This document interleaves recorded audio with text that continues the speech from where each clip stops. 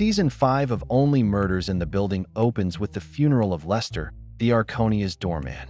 At first glance, Lester's death looks like nothing more than a tragic accident. But as the episode unfolds, it becomes clear that this season isn't just about solving another murder. It's about the things that happen in the background of our lives: memory, legacy, and the small unseen roles people play in our stories. The funeral scene sets the tone for the episode. Lester wasn't the center of attention during the previous seasons, but he was always there, opening doors, exchanging small words, being part of the background of the building's life.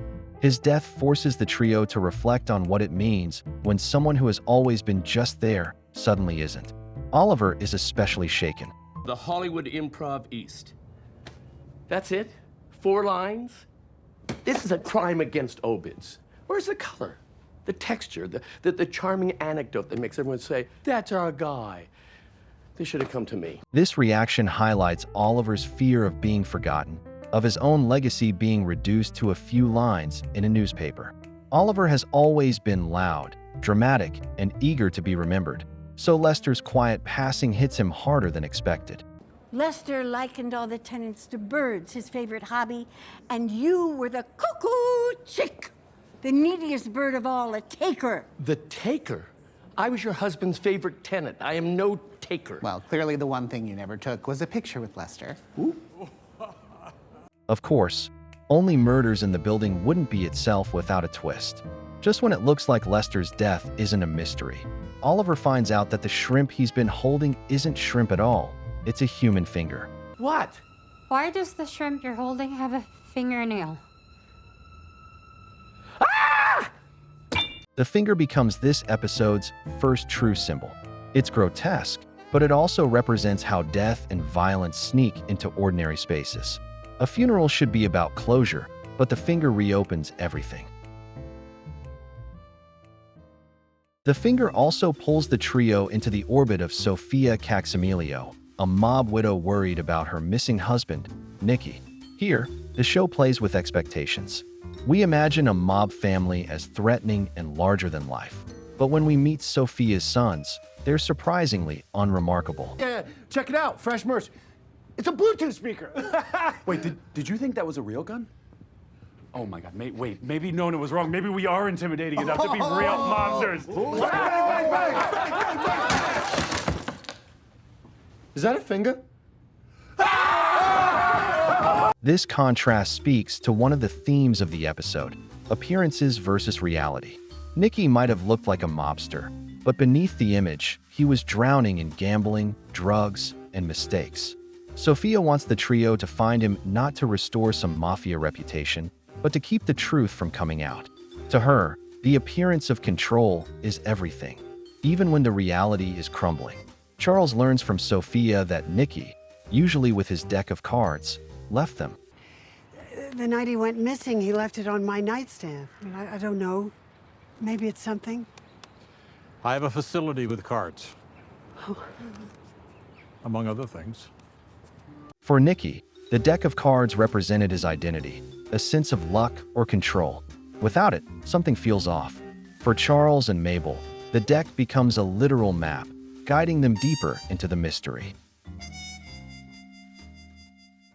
Another key part of the episode isn't just the mystery, but how the trio themselves are changing.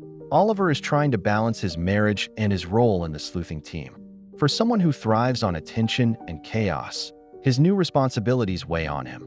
But the finger and Lester's death pull him back into the mess, reminding him that he can't fully walk away. The silence is deafening. I'm coming! Took you long enough, come on. Jesus.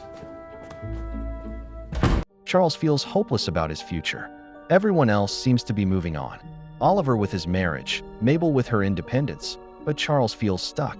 His bond with the mystery feels less like curiosity this season and more like survival. Solving it gives him purpose. Mabel continues to be the sharp one, always pushing the investigation forward. She's the one who reminds the group about Sofia and digs into Lester's footage. But even for her, the investigation isn't just about answers, it's about belonging. Without the mystery and without the trio, she risks drifting away. The shifting dynamics among them suggest that this season will explore not just who committed the crime, but what it means for these three people to keep chasing murder after murder together. But how long can they live like this? The clues build slowly but carefully. The hidden map in Nicky's deck of cards leads Charles and Mabel to a locked door, which opens into a secret underground casino. The casino is littered with bloodstains, and it's here that the show blends mystery with metaphor. What do you think happened here? When a person passes, we strive to remember them exactly as they were. Yet when we think of our own legacy, there's a quiet hope to be remembered for our best. Casinos symbolize risk, chance, and loss, themes that echo throughout the episode. Nicky gambled with his life. Lester gambled by getting involved. And the trio, in their own way, gamble every time they dive into another case. There's always the chance they'll lose something too. While Charles and Mabel explore the casino, Oliver stumbles upon Nicky's dead body at the dry cleaners. Parts we most try to hide?